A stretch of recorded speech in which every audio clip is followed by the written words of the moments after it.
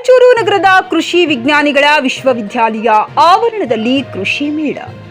ರಾಯಚೂರು ಕೃಷಿ ವಿಜ್ಞಾನಿಗಳ ವಿಶ್ವವಿದ್ಯಾಲಯ ರಾಯಚೂರು ಆವರಣದಲ್ಲಿ ಇದೇ ಡಿಸೆಂಬರ್ ತಿಂಗಳು 7, 8 ಮತ್ತು 9 3 ದಿನಗಳ ಕಾಲ ಕೃಷಿ ಮೇಳವನ್ನ ಹವಾಮಾನ ವೈಪರೀತ್ಯಕ್ಕೆ ಸುಸ್ಥಿರ ಕೃಷಿ ಎಂಬ ಶೀರ್ಷಿಕೆಯೊಂದಿಗೆ ರಾಯಚೂರು ಆವರಣದಲ್ಲಿ ಆಯೋಜಿಸಲಾಗುತ್ತಿದೆ. ಕೃಷಿಗೆ ಸಂಬಂಧಿಸಿದ ಹೊಸ ತಂತ್ರಜ್ಞಾನಗಳು, ಬೆಳೆಗಳ ಆಯ್ಕೆ, ಸಾಗುವಳಿ ಕ್ರಮಗಳು, ನೀರು, ಮಣ್ಣು ಹಾಗೂ ಇತರೆ ಸಂಪನ್ಮೂಲಗಳ ಸಂರಕ್ಷಣಾ, ಅವುಗಳ ಸಂವರ್ಧನೆಯ ವಿಧಾನಗಳು ಈ ಕೃಷಿ ಮೇಳದಲ್ಲಿ ಈ ಭಾಗದ ಕೃಷಿ ಬೆಳೆಗಳ ಉತ್ಪಾದನಾ ಸಮೀಕರಣ, ತೋಟಗಾರಿಕೆಯಲ್ಲಿ ಉತ್ಕೃಷ್ಟ ಹಣ್ಣು, ತರಕಾರಿ ಮತ್ತು ಹೂವು ಉತ್ಪಾದನೆಗಳು, ರಫ್ತು ವಹಿವಾಟು, ಫಲಪುಷ್ಪ ಪ್ರದರ್ಶನ, ರೇಷ್ಮೆ ಕೃಷಿ, ಕುರಿ ಮತ್ತು ಮೇಕೆ ಸಾಕಾಣಿಕೆ, ಮೊಲ ಸಾಕಾಣಿಕೆ, ಕುರಿ ಸಾಕಾಣಿಕೆ, ಎರೆಹುಳು ಗೊಬ್ಬರ ಉತ್ಪಾದನೆ ಮತ್ತು ಜೈವಿಕ ಗೊಬ್ಬರ ಉತ್ಪಾದನೆಗಳ ಮತ್ತು ಒಳನಾಡು ಮೀನುಗಾರಿಕೆ, ಅಲಂಕಾರಿಕ ಮೀನು ಸಾಕಾಣಿಕೆ, ಮೀನಿನ ಖ್ಯಾತ ಸಂಸ್ಕರಣೆ ಮತ್ತು ಸಾಕಷ್ಟು ಕೃಷಿ ಯಂತ್ರಗಳು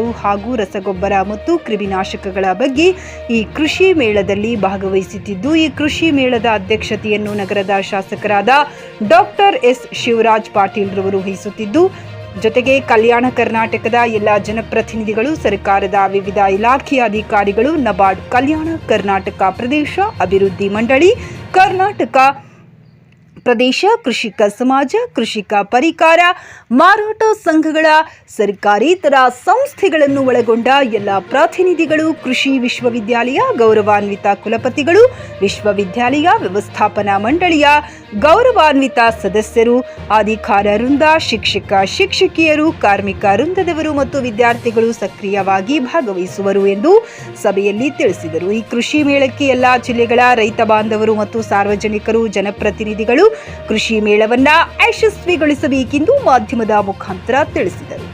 ಗಾರಲದಿನ್ನಿ ವೀರನಗೌಡ, ಜೆಕೆ ನ್ಯೂಸ್ ಕನ್ನಡ, ರಾಯಚೂರು.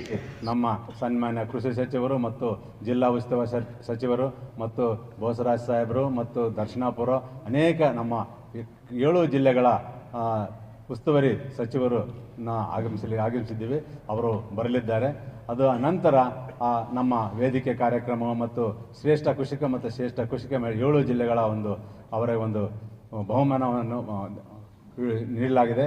ನಂತರ ಕಡೆಯ ದಿನ ನಾವು ಕೊನೆಯ ದಿನ ನಮ್ಮ ವಿಜ್ಞಾನಿಗಳ ಒಳಗೆ ಚರ್ಚೆ.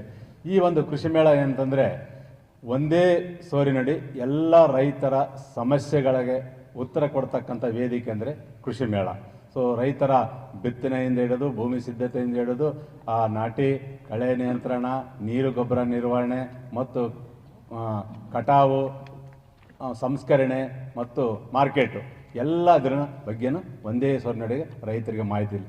ಮುಖ್ಯವಾಗಿ ಹೇಳಬೇಕಂದ್ರೆ ನಮ್ಮ ಆವರಣದಲ್ಲಿ ಈಗ ಸಾವಯವ ಕೃಷಿ, ಸಮಗ್ರ ಕೃಷಿ ಮತ್ತು ಸಿರಿಧಾನ್ಯಗಳ ಮೌಲ್ಯವರ್ಧನೆ, ಅದರ ವ್ಯಾಲ್ಯೂ ಅಡಿಷನ್ನು ಮತ್ತು ಒಂದು ಮೌಲ್ಯವರ್ಧನೆ ಒಂದು ಪಾರ್ಕ್ ಸಹ ನಮ್ಮ ಇದರಲ್ಲಿ ನಿರ್ಮಾಣ ಆಗಲಿದೆ.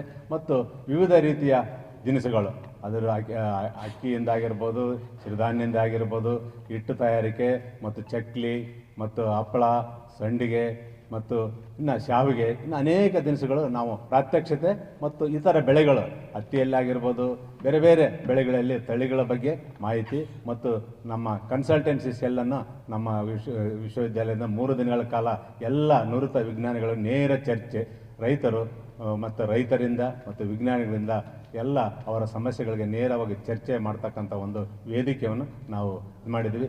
ಇದರಲ್ಲಿ